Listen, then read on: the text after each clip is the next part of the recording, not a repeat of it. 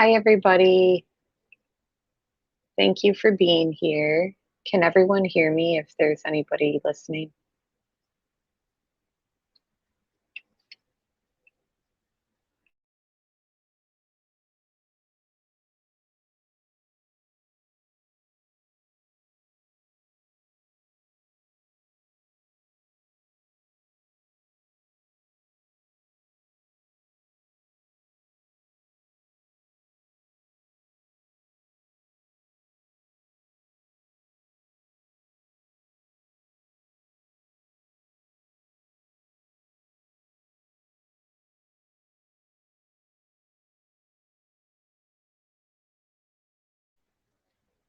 Allison, thank you for being here. Can you guys hear me?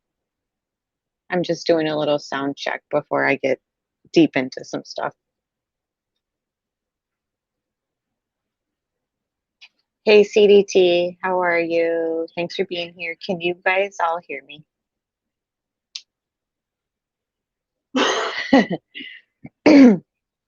Hi, Nicole. Thanks for being here.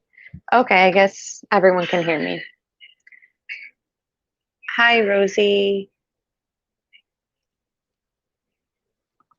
So I'm just gonna slowly get started.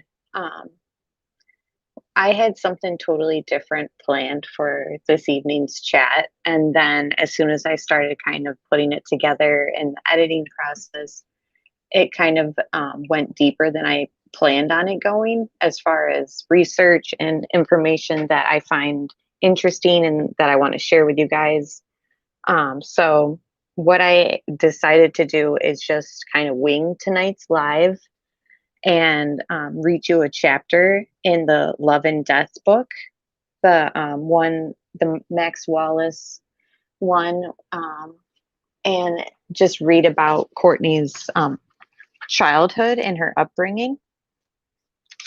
It's really interesting, and I think you guys will find it interesting. And then it can kind of build up to see sort of who we're dealing with and is she capable of the things that I think that she's capable of, as far as her being deceptive and just an evil person. I think, and I think everyone else would agree that childhood plays a huge role in people's personalities and what they're conditioned to kind of do in their adult life. Their behaviors and stuff like that obviously are formed throughout life, and upbringing plays into all that. So I was just thinking about getting into that. And then I just had like this little video that I put together.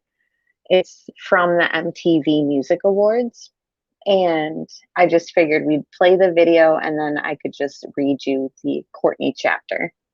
And then I need maybe one more day or 2 days. I'll have that documentary coming out. So it's basically going to be a Kurt and Courtney documentary, and I'm almost done. I kind of started at the end and at the beginning, and I'm working my way in the middle, and it's pretty much almost done. And then I'll have another video this week come out as well, pertaining to the Cobain death investigation.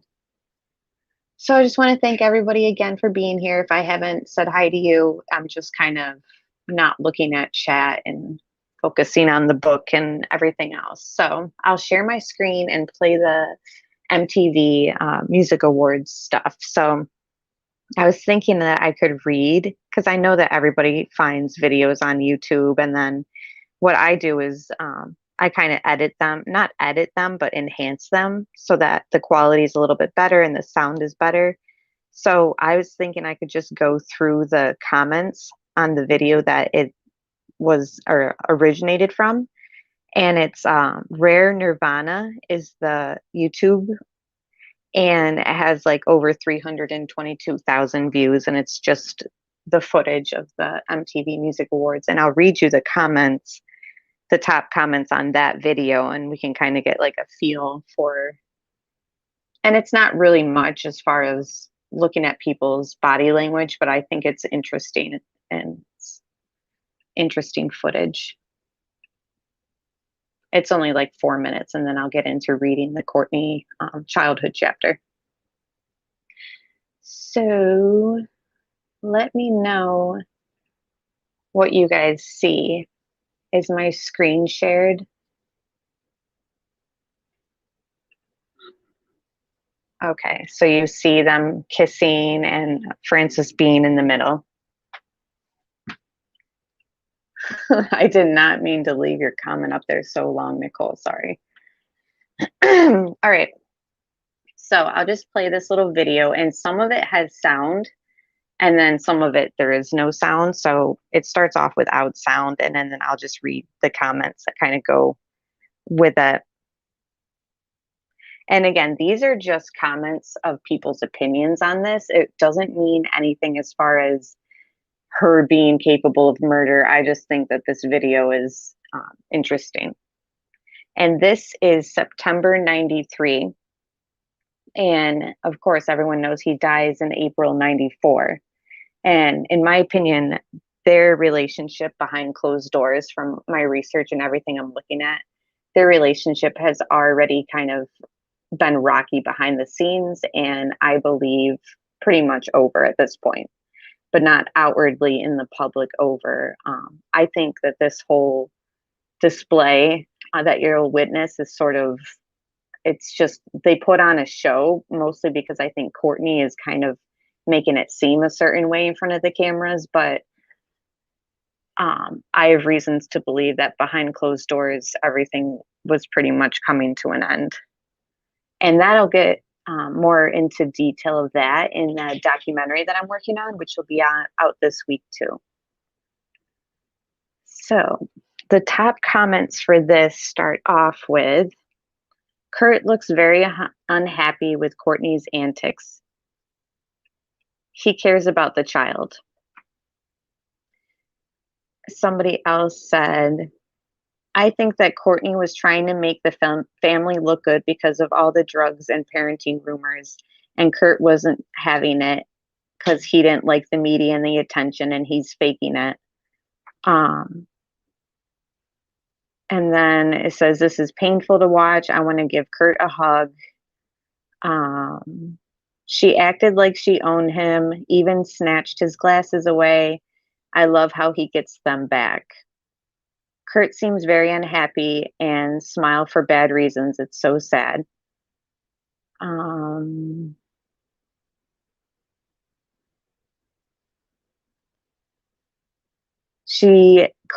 Courtney pushes Kurt 2 times. Kurt rubs his child. So yeah, every time he's kind of like acknowledging the child, she's directing him. I've noticed, like, in this footage. And then yeah, they're just like awkwardly standing here, kind of looking for direction. At one point, I think it's right here, Frances Bean reaches for Kurt. She's like reaching for him, and then he rubs her. He likes to keep like a space, like he likes to be between the crowd and the cameras, and she just like aggressively like moves him around. People have noticed that. She's just a very interesting character, like interesting in like a way, like a train wreck type of way. Like you can't look away from her. And you know that everywhere she goes and everything she touches, even from what I'm reading, kind of is disastrous. She wants to just revel in like the cameras and the fame, and he is very much trying to like keep it moving.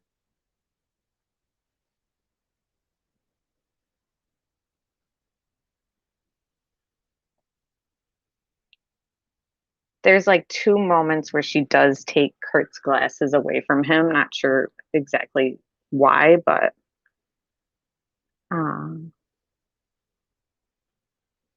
this one comment on the video says, in the video, you can see exactly that he feels visibly uncomfortable among so many people and cameras. You also notice that Courtney needs attention and stops at every turn, while Cobain just wants to keep going.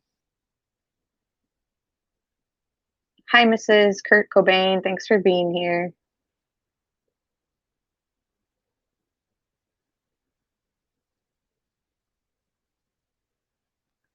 So In the Love and Death book, they do interview Courtney's father. So we'll get to hear from him as well.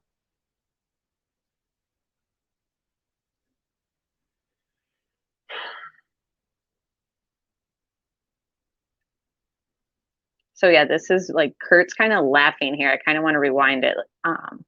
Again, this is old footage, so it's not the best quality, but I don't know if they're laughing about something in the crowd, but you can kind of see him like tug at the glasses.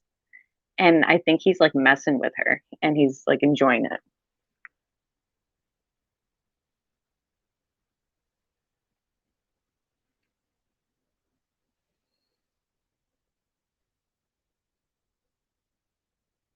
Some of these pictures I just had to put in here because he's just,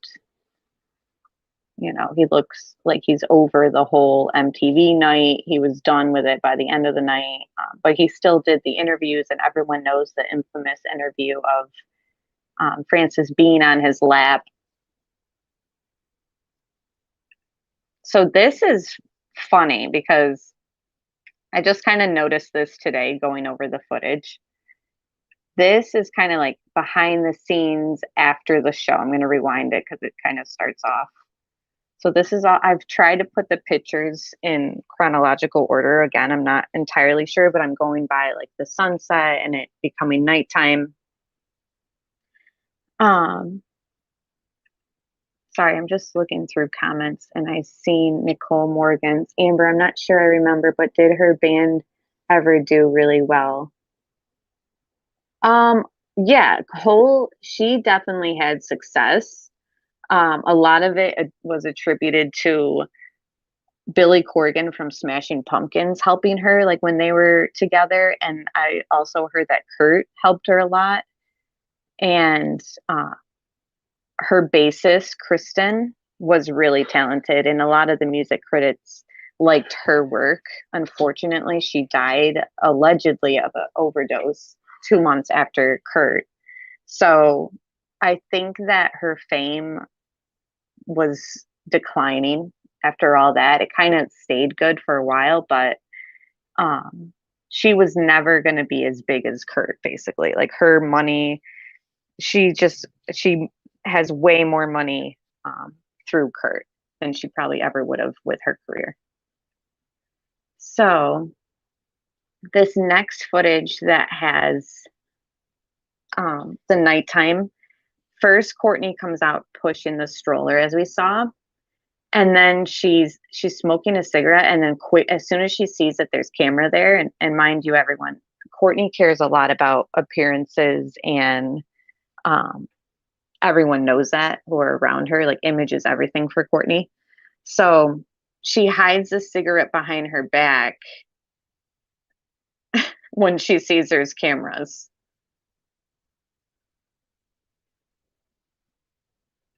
And she jokingly, I think she's like assuming that they're judging her. So she says, "Put down the cigarettes," assuming that they're going to say something like that or think that. It's just kind of funny. Like, and then you see her assistant come up behind her and take the cigarette from her. It's like, we've already seen it.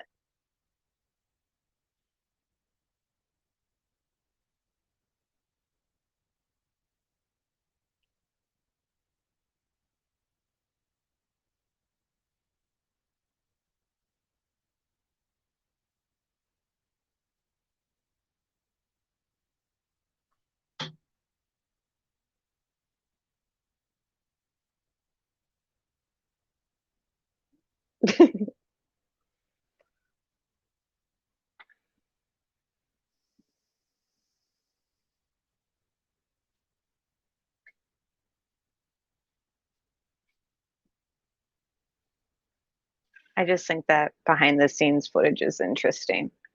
Oh, geez. Sorry, guys. And of course, can't even skip it.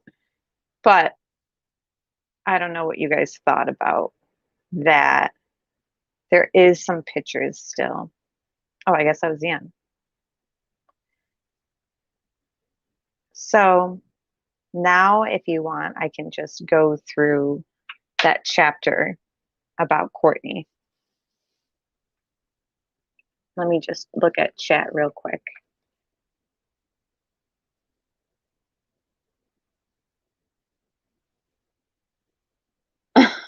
B. Wayne, Courtney reminds me of a brown bikini. Yeah. Okay, Mrs. Kurtcobain, what is with the cigarette burn? I noticed by the end of the night he did have like something on his forehead.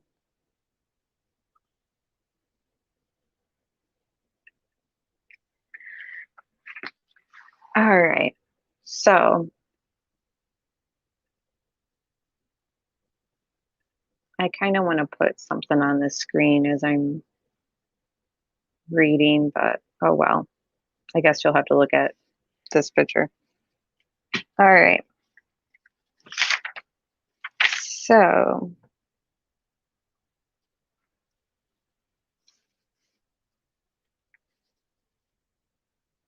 right. So this is a love and death book, and I'm just going to read a little bit about her childhood. It says she came from a broken home and had a mother who rejected her. But that's where the similarities ended between Kurt Cobain and the woman who would soon turn his world upside down.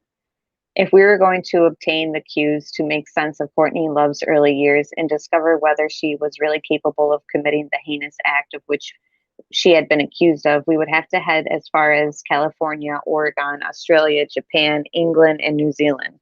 For economy's sake, we decided to confine our quest to the U.S. Pacific Northwest. Courtney Love Michelle Harrison was born in San Francisco on July 9th, 1965.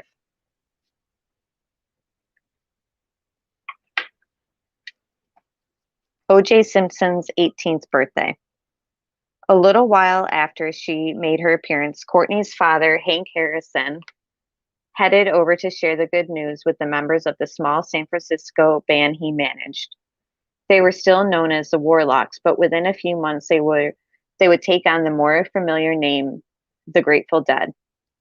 Harrison couldn't decide which of his friends he would ask to be the godfather. Jerry Garcia was good with kids, but Hank's roommate, bassist Phil Lesh, was the only one home, so Lesh received the honor. Instead of passing out cigars, Harrison broke out a couple tabs of acid, and they celebrated the birth of the little rock and roll princess.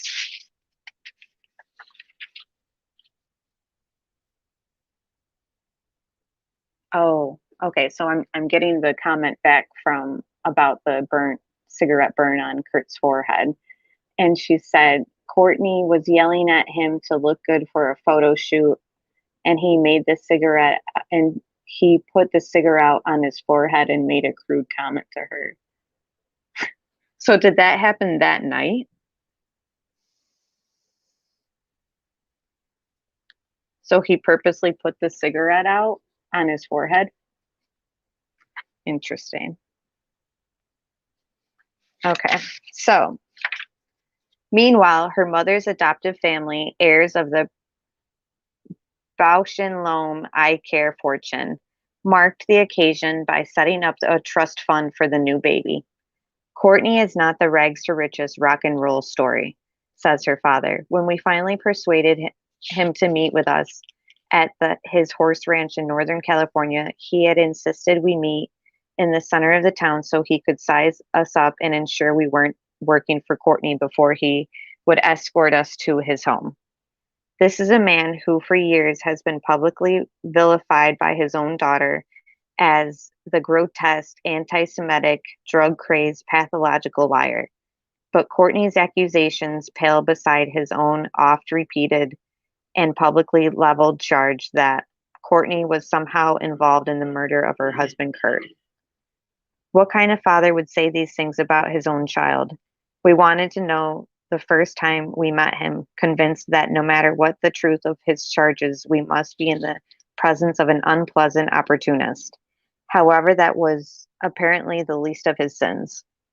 In 1995, before a TV audience of 25 million Americans, Courtney told Barbara Walters that this man had given her LSD when she was 3 as part of bizarre eugenic experiment.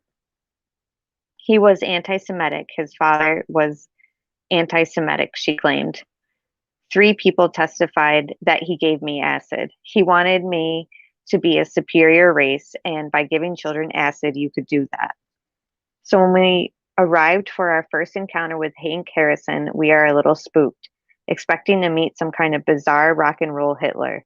He hardly disabuses us for this notion as he begins burrowing into his boxes of old papers, photos, and Grateful Dead memorabilia.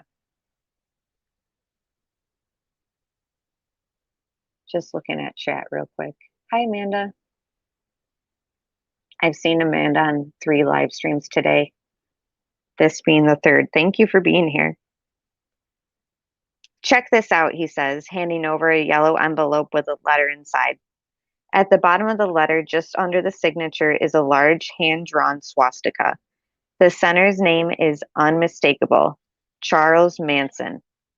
Case closed, we think. Reading the letter itself, however, soon causes us to reevaluate. It's just a letter from Manson bad-mouthing the Grateful Dead's music. He sort of stalked us for a while, explains Harrison, but that was long before the murders and stuff, so nobody paid much attention. So isn't that sort of freaky? Like when you think about it, like we're in a true crime community right now, and I know everybody in chat knows Charles Manson. This book, I mean, of course, it's about a death investigation, but Courtney is, famous. And just to think that the way that she was brought up, somebody very close to her was in sort of some form of connection to an infamous psycho. Like,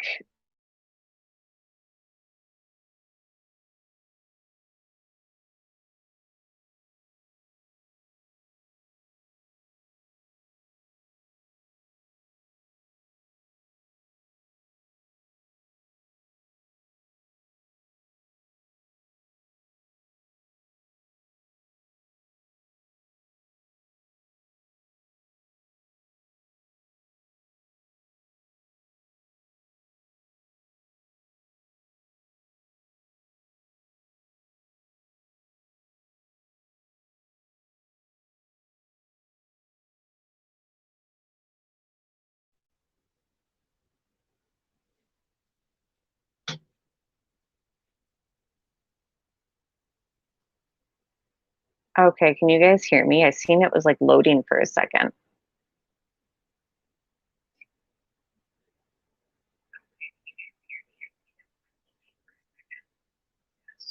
Okay, cool. So, what did you guys hear? You guys heard me talk about how Manson was connected to Courtney in some way, shape, or form, just by third party type of stuff. Okay.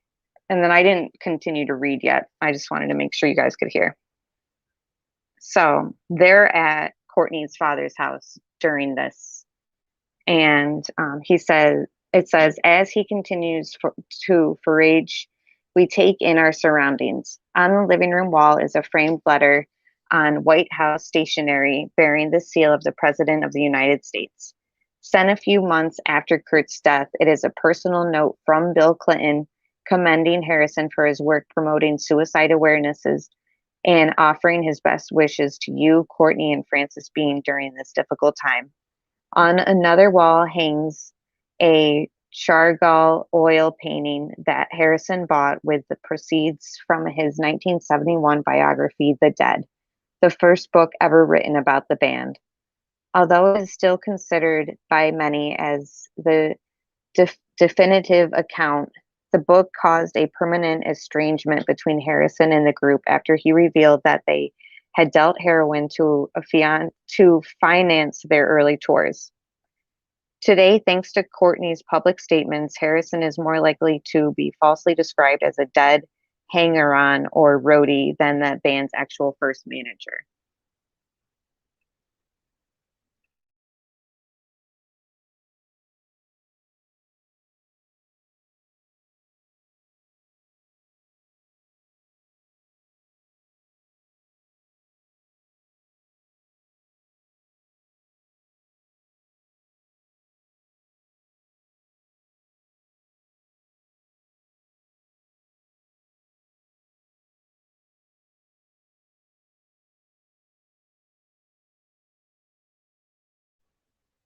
Okay, can everyone hear me now? Did you guys hear about how he was the first one to write a book on the dead, the Grateful Dead, and that President Clinton wrote him a letter of condolences and wanted it passed on to Courtney and Francis Bean after Kurt passed away because he brought awareness to suicide. That's basically all you missed. So I'll just keep continuing.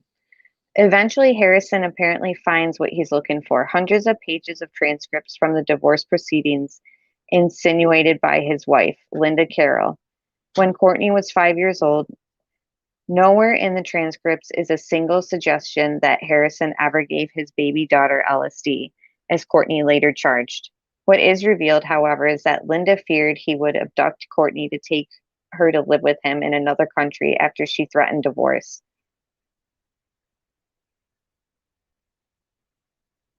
The LSD story appears to be suggested that Courtney may have given acid when she was left with a babysitter at a hippie commune, perhaps supplying a chemical explanation for her erratic behavior later on. In 1995, when asked about the allegation that her father had given her acid, Courtney admitted to the San Francisco Chronicle, "I don't know if that actually happened."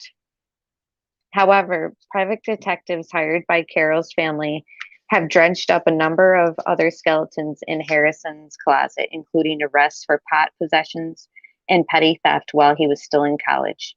They try to portray me as a bad influence, and I just didn't have enough money to fight it. So Linda got full custody, he recalls, admitting that his father was indeed somewhat anti Semitic, but saying that's the only true thing about her Barbara Walters story.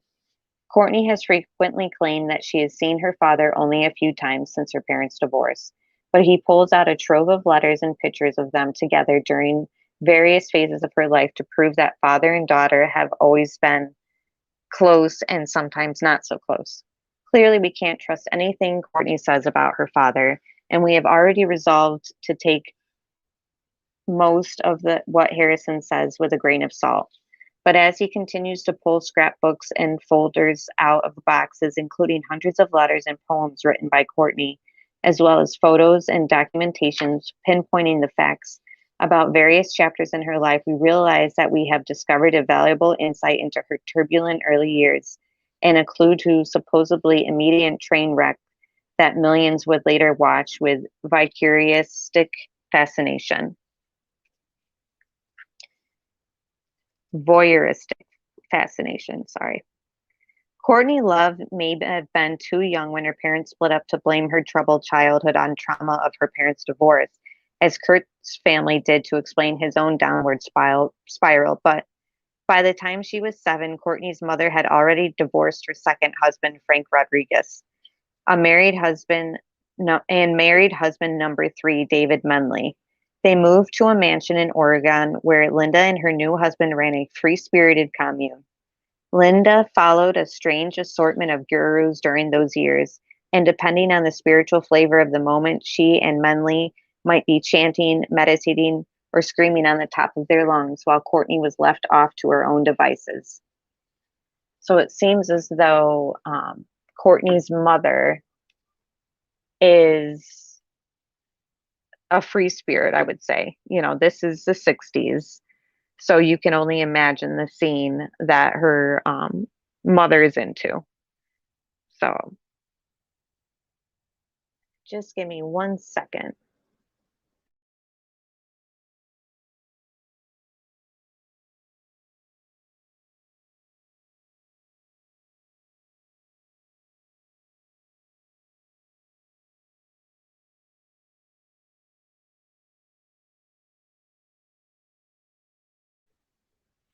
Sorry, guys. I was just checking on the baby real quick. She's asleep, but I'm just looking at the monitor. All right. So she would later recall an assortment of hairy, wangly ass hippies running around while doing gestalt therapy. On the back of her album, Live Through This, and a photo of a Wafiki little Courtney from this period. We are living in a teepee, and I always smelt like piss, she would recall. When Courtney was 7, Linda and her new husband suddenly decided they were going to move to New Zealand and raise sheep. Linda told friends it was easier than raising her daughter. Consequently, Courtney was left behind. So at this moment, Courtney is left behind by her mother and her mother's third husband. So she's been married 3 times and now has up and left Courtney behind. So that, I mean, a mom leaving her daughter, I mean, a child in general, interesting. In therapy for a pattern of misbehaviors since she was 3, Courtney was sent to live with one of her therapists as who's an old friend of Linda's. It was all done behind my back, recalls Harrison. I would have been very glad to have her come live with me, but I was never consulted and there was nothing I could do. Courtney would always say in later years that she never felt so abandoned. It was during this period that Courtney became, in her own words, a demon child.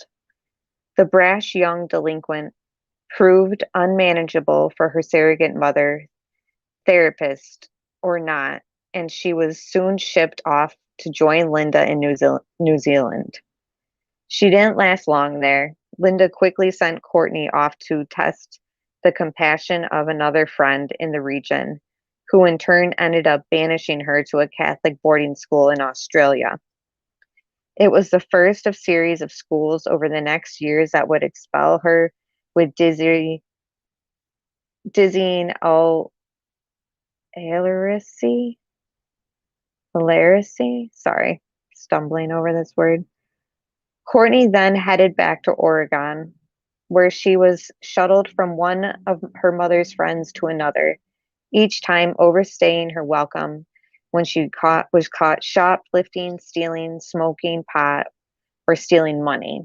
So we already know by Courtney's younger teen years and teen years in general, she's doing petty crime. Okay, B. Wayne, thanks for being here. Oh no.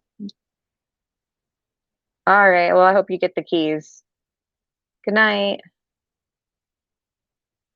So she's already into crime as a child and teen. So if anyone studied criminals, you always know that it starts off with little things like this as children and then obviously escalates and expands as they get older.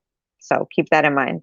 Because at this point, we're looking to see, is this person capable of what we think she is? And a little peek into that would be, her childhood.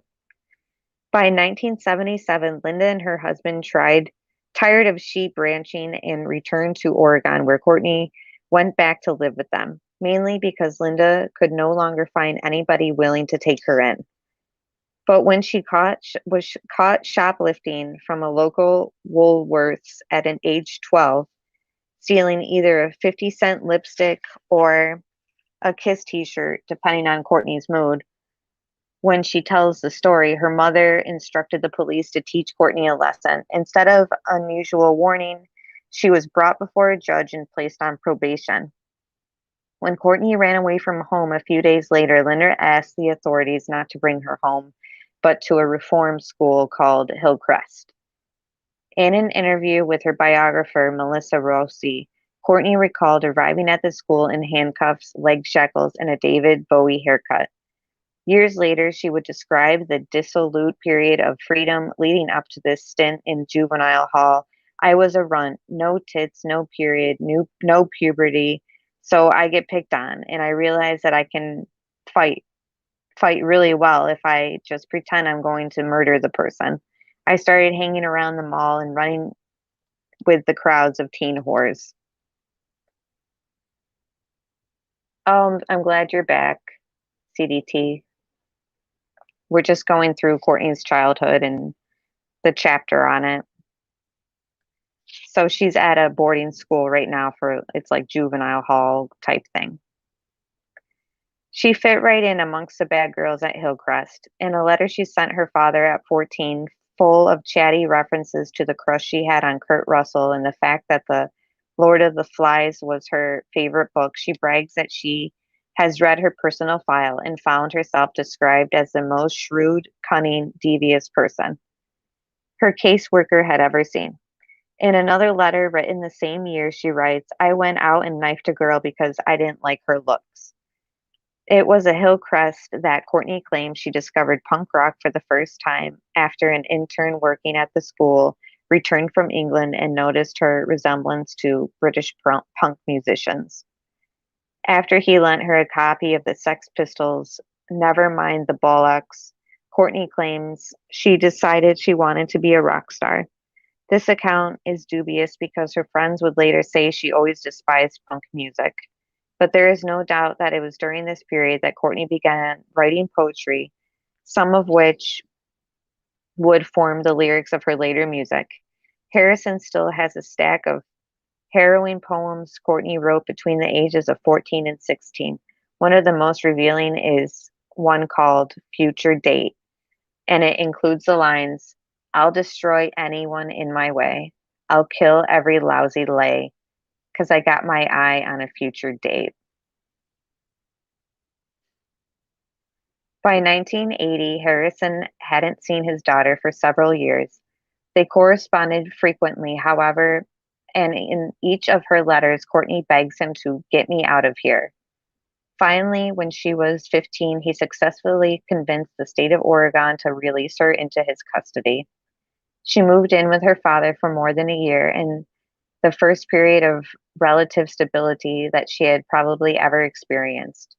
His second book, The Dead, Volume 2, chronologically the Height Ashbury scene from an anthrop- anthropological perspective, had been released to great acclaim. One academic reviewer described him as the Jane Goodall of rock and roll. Now Harrison was planning to embark on a 2-year study of the monuments of ancient Ireland. For Courtney, the British music scene beckoned. She desperately wanted to go overseas with him, but had settled for her father's promise to send her once he was established in Dublin after completing a 6-month research odyssey. She was to spend the interval in Portland foster home. Harrison takes out a letter he received from Courtney while he was in Ireland, in which she writes, You're the only person who ever understood me. As bizarre as it seems, Courtney's versions of what happened next appears to be fairly close to the truth. Only 16, she was approached by a representative of the Japanese underworld who promised her a lot of money to come to the Far East and strip. For more than 6 months, she disappeared.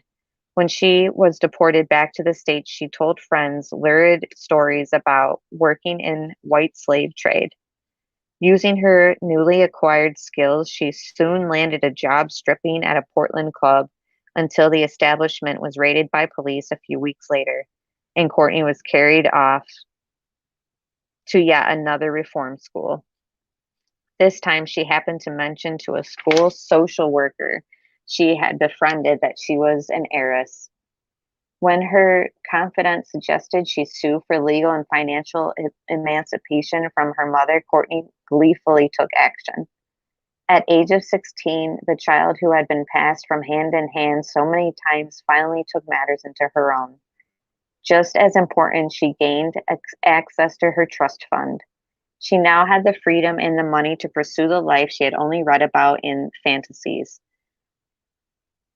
Her first stop was Dublin, where she hooked up with her father, but Ireland really didn't appeal to Courtney, who saw bigger fish, just a ferry ride away. She headed to Liverpool, a city undergoing a musical renaissance 20 years after the Beatles left. In her backpack were 1,000 hits of acid, and she had brought with her from the United States, intending to use drugs as her entree into the local music scene. Before long, she was a fixture in the entourage of new neo-psychedelic Liverpool band, the Teardrop explodes and was soon known as her band's most loyal groupie, latching on to the notoriously eccentric frontman Julian Cope. Later, Courtney would claim that Cope took her virginity, but she has made similar claims about at least three other rock stars, so it's difficult to know if this is just another one of her wild tales. She has also claimed that during her stay in England, she took photos for Irish music magazine Hot Press, shooting shooting the Pretenders, U2, and big time rock bands. But Hot Press editor Neil Stocks claims that, like much of Courtney's storied past, this is pure fiction. It's fairly typical Courtney behavior to lie and exaggerate anyway. The magazine wrote in a 1995 profile. Throughout her career, she has continuously preferred colorful stories, often with several conflicting versions about her past life to the media in order to increase her mystique and punk rock credibility. One story that she simply chose to not to address is suddenly happened to force Courtney's abrupt return to Oregon in 1982. It was clear that she was no longer welcome in Liverpool, but the details are sketchy. I took a lot of acid in Liverpool, and basically I never recovered, she later explained cryptically. Whatever the case, Cope's band had harsh words for her in the years to come, claiming by claiming her time with them was a destructive one. Years later, after Courtney took up with Kurt Cobain, Julian Cope took out a large ad in the music press stating, "Free us from Nancy Spungen, fixated heroin a-holes who cling to our greatest rock groups and suck out their brains." He also told an interviewer, "She needs shooting and I'll shoot her." So it goes on more. That was basically her childhood. The rest of this chapter kind of talks about her as like a young adult. Um, it's still got some pages to go, so maybe I could finish this Courtney chapter on another live because it's got like more in there, and you know, I want to pretty much read the good parts, so I'll go through and pick out the good ones and then kind of go from there. So, what do we know at this point as far as this person who we're accusing of? Oh, hi, Dave, and hi, Sweet Pea. Anybody else who joined, Tiger Girl, thanks for being here. So, what we know is Courtney comes from a lot of money. Like, she's a trust fund baby. Yes, Christy Lou. She has done a lot of acid. And I don't know if anybody really knows too much about drug stuff, but I know that acid, LSD, can have lasting effects on people's psyche. It's actually triggered people going into some psychiatric, episode pretty much. Like people have become schizophrenic, and it can have lasting effects. Sometimes it doesn't affect people at all in the long run, but to know that she used it so much, I mean, we're talking about, it looks like she abused it. It's not she used it here and there, and it was just the time period and everyone was doing it. It seems as though it was something very heavy, and it just makes me wonder, if she was already troubled and raised in a way where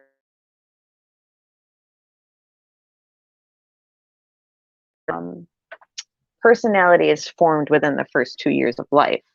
And what did we just learn? Courtney was raised in a hippie commune and left to her own devices as her mother, who had gone through 3 marriages in her early life. So just think about the stability aspect. It wasn't really there for her. Her mother's very much into hippie life, quote unquote, bohemian, chanting, meditating. The whole scene that you can just imagine. I mean, she talks about it, and she was surrounded by hairy hippies, and she smelled like pee and lived in a teepee. Like her mother had money, like they all had money, but they were choosing to live this way. And her mother was more focused, it seems, in my opinion, on her own journey than being a mother to Courtney. And through no fault of Courtney, she unfortunately was probably neglected, like maybe on an emotional level. Like she might have been fed food and she might have had like people around her, but were they giving the baby everything that a baby needs? And just to feel safe, it means a lot, like when brain is forming and all that as a baby. So she's kind of shipped around to all these people, and she's just has no form of family dynamic. Um, and then all these reform schools that she's sent to, seems as though she fit right in with all the bad girls.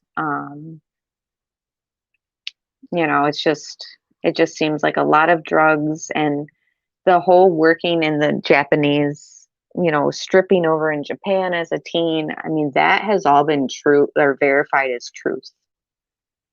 So I don't know exactly what she had gone through over there, but that's disturbing and unsettling to think about.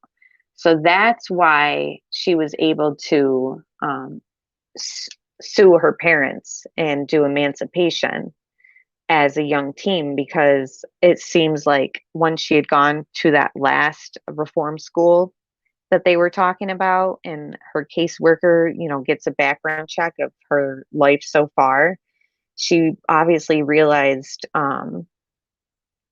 whoa, like this poor girl has not been taken care of on an emotional or, type of level. She has money, but she can't access her money because she's not of age yet. So that's why by her suing her parents, like doing the divorce your parents type thing through court, emancipation, she was able to get that money, the trust fund money. And then she decides to take her life into her own hands. So from what we hear, her dad's in Ireland. At this time, it's the 80s. So she's over in this punk scene. And that's sort of where she kind of makes her first name in England, like on the music level. She's a groupie there.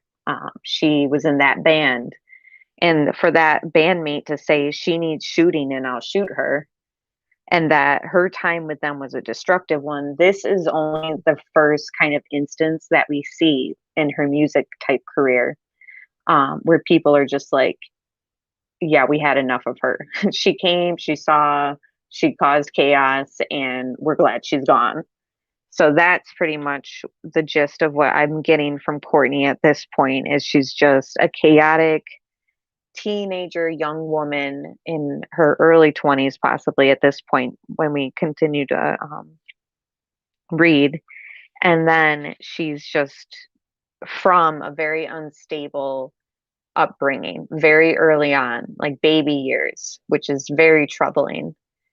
Now, they say that sociopaths are conditioned from birth, and it's because of how you're treated, like throughout your baby life and the first 2 years of life, pretty much. So we ask ourselves, and I'm sure that the book is sort of getting at this question: is the way that she was sort of brought up in these early years, could she be a sociopath? So, did you guys want me to read a little bit more? Like I said, the chapter's long, so I'm not going to read like the whole thing tonight, but there might be some more interesting stuff that I can read. So she's leaving Liverpool after causing chaos. Courtney's next stop was Portland, and it was our next destination as well. This was the city she was referring to when she told Spin magazine, "Years ago, in a certain town, my reputation had gotten so bad that every time I went to a party, I was expected to burn the place down and knock every window out." Although it's been more than a decade since she left town, there are people here who are still clearly afraid of her. Portland scenester Todd Curran remembers Courtney from the city's notorious gay dance club and or the Metropolis, where drag queens mixed with new wave bohos. She was totally outrageous, he recalls. She was always causing a scene. The Metropolis wasn't exactly a likely setting for brawls, but when Courtney was around, it was chaos. He says she popped pills like candy, barbiturates, speed, tranquilizer, painkillers. Virtually everybody we talked to in Portland refused to be interviewed or asked to have their names changed, even though many said they actually liked her style and admired her take no prisoners attitude. She was fun to watch as long as you didn't get in her way, said one former um, somebody who worked at the club. Although she hadn't really dissed Courtney at all, begged us not to use the video of her interview lest it awake the beast. But Roz Rezebek has no such compunctions talking about Courtney for the record. Don't believe the hype. A kinder, gentler Charles Manson is still Charles Manson. This is the first thing he says about a woman who claims stole his career. Rezebek was the front man for the up-and-coming Portland new wave band called the Aider of Sheep, where Courtney swept back into town in the early 80s and after her time in Liverpool. She lashed on to me right away, he recalls. She claimed she was going to make me a star. At the time, she was always saying she thought the world was dominated by men and the only way she would make it is through a man, and I guess she chose me. She just got back from England where she's supposedly fucking all these rock stars. She would talk with this really phony British accent all the time, and she started dressing me like Julian Cope's clothes and was trying to make me into some kind of British rock god. Eventually, Rezebek says he quit music because of what he calls Courtney's incessant attempts to mold him into the image of her rock star. If I hadn't, he says, I would have ended up just like Kurt, with a gun down my throat. Man, I can identify with that, with what he must have gone through. The last time he spoke to Courtney, he claims she had just called to tell him how bad she had bamboozled Barbara Walters during a TV interview. So this ex is claiming that at some point, I mean, the last time before this interview with these Max Wallace for this book, the last time he had heard from Courtney, she's bragging about bamboozling, or fooling or pulling the wool over her eyes, Barbara Walters. So when we talk about how she manipulates the media, it's clear that, even this guy can attest. She brags about it too. So she'll go to an interview or journalist in an interview and whatever and manipulate it. Hi, crazy crime chick. Okay, so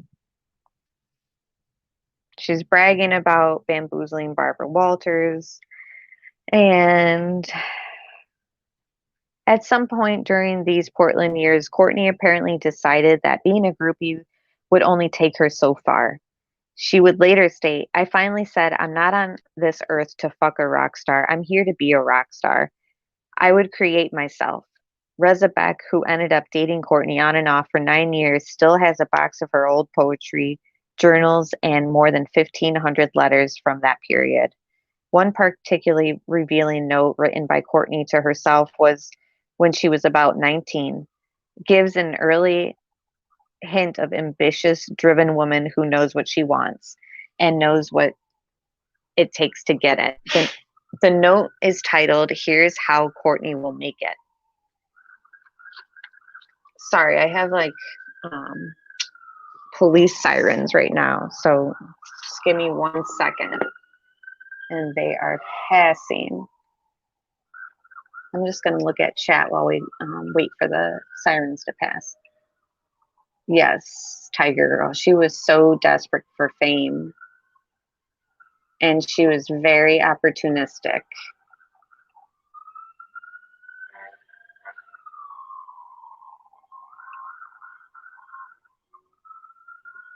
As far as I know, I believe she's sober, quote unquote. Not really sure.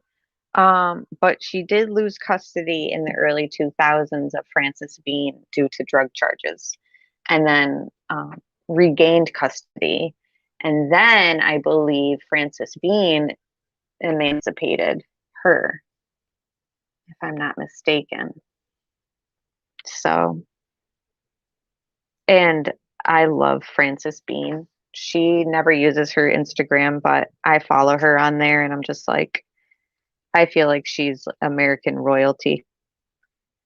So, where did we leave? Okay, so she has a list and a note that this ex-boyfriend is showing Max Wallace, and it's called "Here's How Courtney Will Make It," and it says, "Gig locally, tons. Stop working at jobs. Get financed. Get a deal using old connections and new connections. Movie comes out. Tour with Furs and REM." A new breed of female rocker was just beginning to attract attention on the American punk scene, singing angry, feminist laced, fiercely political lyrics to driving, hard edged musical beats. This music by and for Courtney's type. This music was by and for Courtney's type of woman. Before long, she had sought out and befriended two women rockers who already were attracting considerable attention on the Fox score scene. Kat, and I don't want to mess up her last name, Kat B, I'm just going to call her, a brash young LA stripper turned punk rocker, and Jennifer Finch, the lead singer of a band called Frightwing. Within a few years, these three women would form the genesis of what would be soon known as the Riot Girl movement. From the outside of their disastrous musical partnership, however, that possibly seemed extremely unlikely.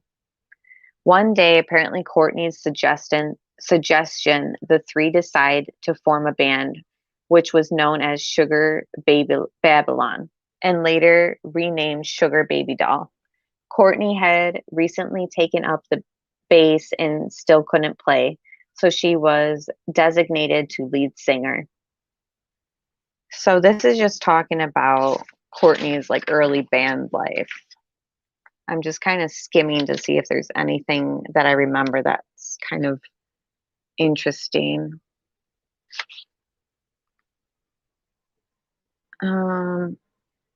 Okay, so after kind of failing in the music scene a little bit, it says that she needed a change of scenery and headed off to San Francisco to live with her father once again and take some college courses.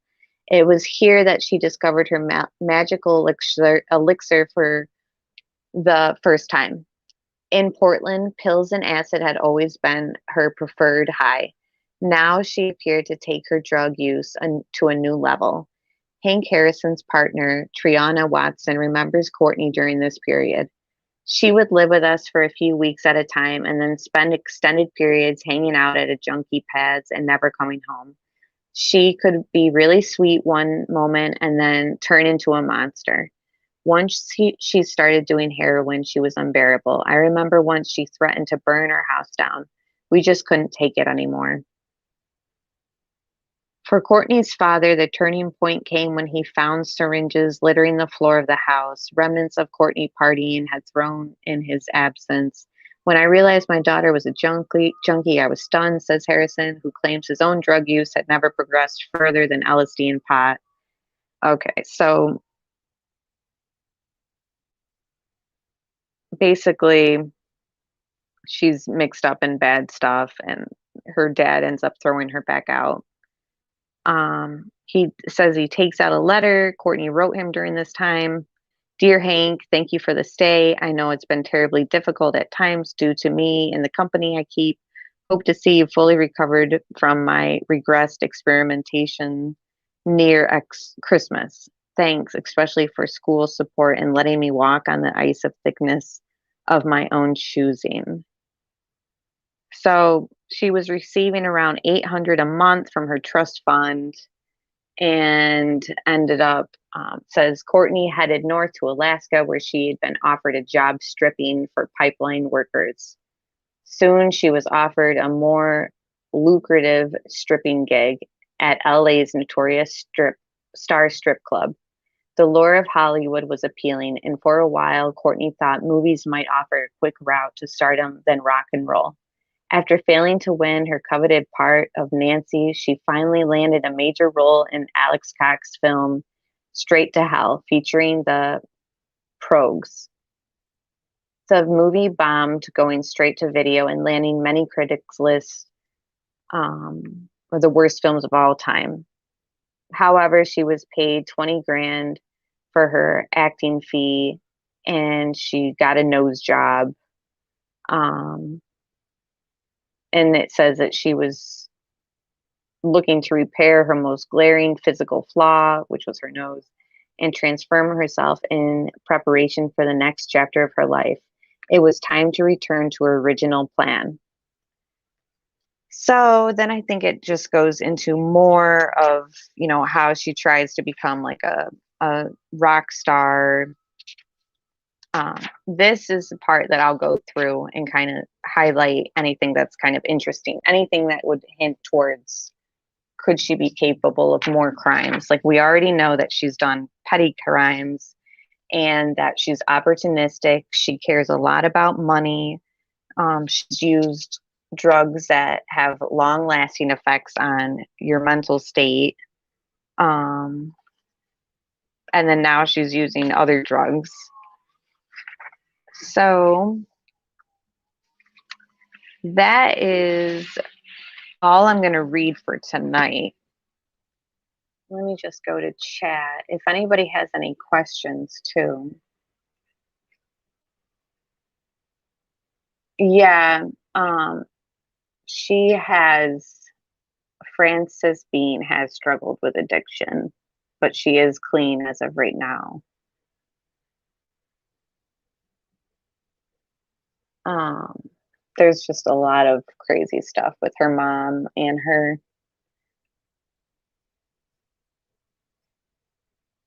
And yeah, she basically says now she's trying Frances Bean, I'm referring to, is trying to live more of a low key life, and that she said that she had a while and for a while she was just spending money like crazy. And now she realizes that she needs to be more mindful of materialistic stuff. And she just seems like a really interesting young lady. Yes, Molson, man, this is her early years. This was like, I read it in the beginning from birth, and then now it's sort of speaking about her around 19, early 20s, not younger than 25 at this point in her story. Hi, Valerie. So give me 1 second. I need to drink something.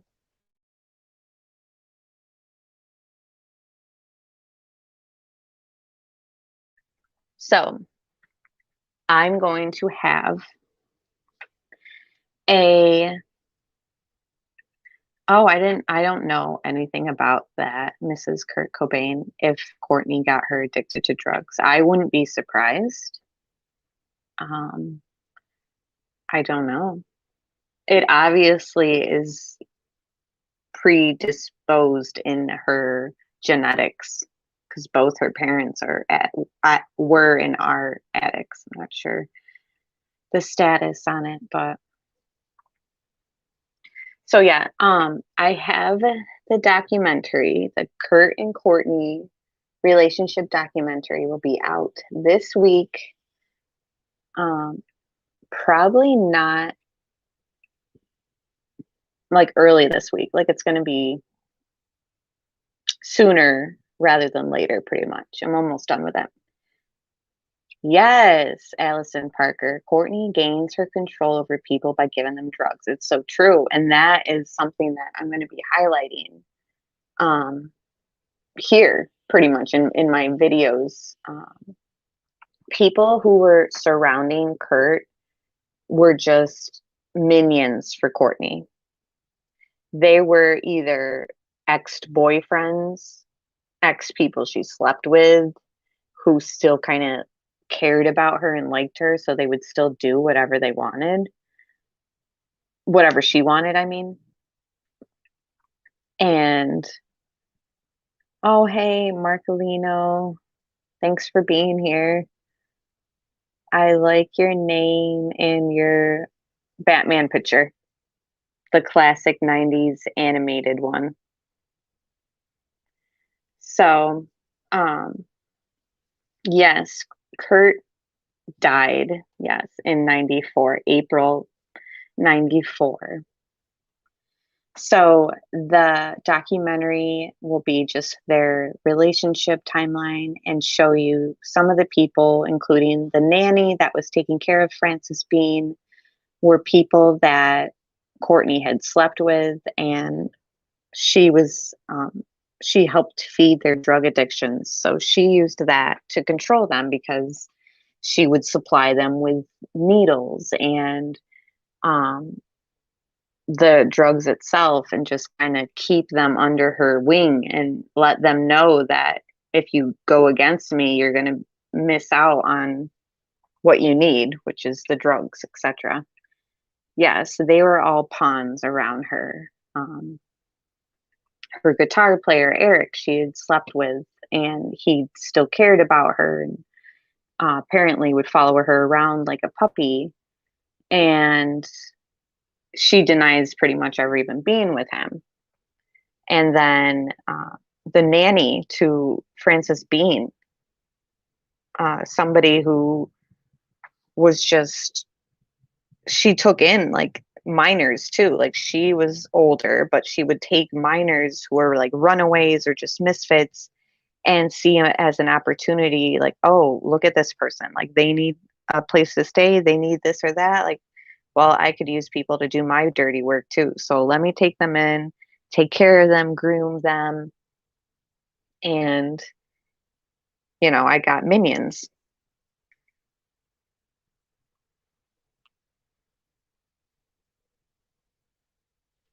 So that's just something to kind of keep in mind too. Like when we're talking about people in the case, yes, she did sleep with everybody.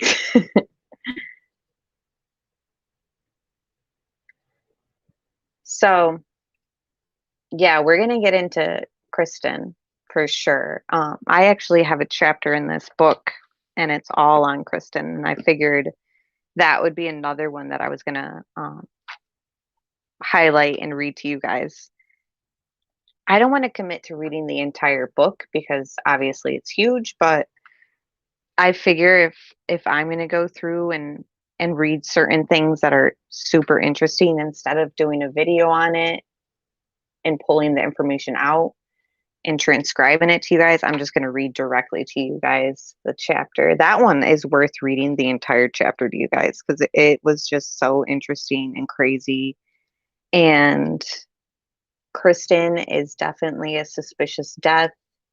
I do not believe that it was an OD. I think it's suspicious, and there's stuff to be said in her surrounding her death that it's fair to question.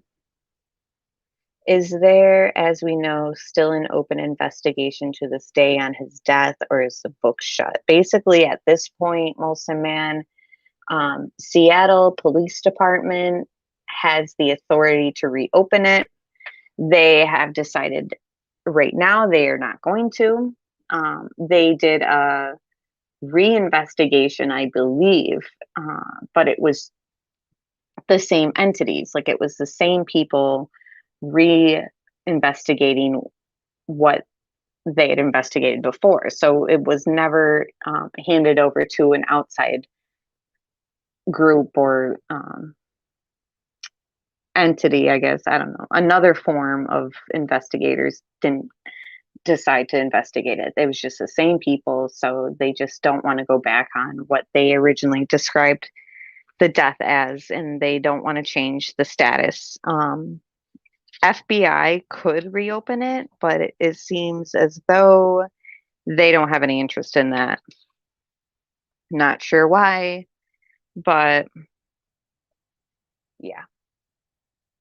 So Sweet Pea, he died on the medical examiner has estimated it as April 5th, 1994. And then his body was discovered the 8th.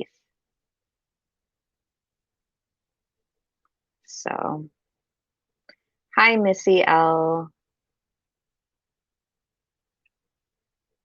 So yeah, and then I guess Kristen Paff's family asked the Seattle police to investigate where the heroin came from in her death, and they told her that they didn't have time to investigate all the heroin overdoses and the sources at that time in Seattle.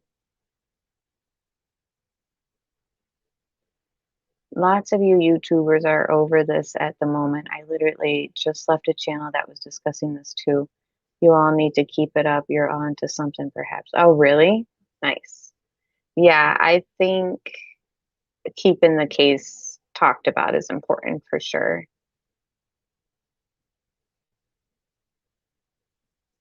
So, yeah, I just have like a lot more to share with you guys. So, I figure I'll get to working on finishing that documentary for this week. And then there's another video that I want to put out on El Duce, which, if anybody doesn't know, he is the one who's claiming that Courtney asked him to kill Kurt and that she was going to pay him $50,000 for it. So I'm just going to upload a little video about him. Everyone sort of knows the infamous interview that he had in the Kurt and Courtney documentary, where he says, yeah, she offered me 50 grand to whack Kurt Cobain. Well, this interview that I'm going to be putting up is like a homemade movie. Like it's like a house party. And I'm just going to enhance the volume so that we can kind of hear it better and more clear. And that'll be out this week too. It's like 4 minutes. So, all right. Well, I guess I will conclude tonight's live. So, did anyone have anything else to say as far as Courtney's childhood? Do I think that it excuses her for things? No, I think that it's unfortunate the way that she grew up, but there are people who grew up in situations like that who choose, to turn everything into positive and good. It seems as though she carried a lot of resentment for her upbringing. In fact, that I think has something to do with the name of her band, Hole. I think it's like there was a quote out there saying that name came from the fact her mother had said to her that she can't walk around with a hole, something along the lines of like, because of her childhood, it doesn't give her the right to walk around with a hole in her heart her whole life or something like that. So that's where it comes from. So I will get back to editing, and then when I put the documentary out, I'll do it as a premiere. So a premiere is basically a live, but I'm not on microphone. I am in chat, and then we watch it all together live, and we can chat, and you guys can chat with me in the chat. So that will be what's coming this week. Mrs. Kurt Cobain asked, "Did Kurt fall for Kristen?" I will look into that, and it'll be in the documentary.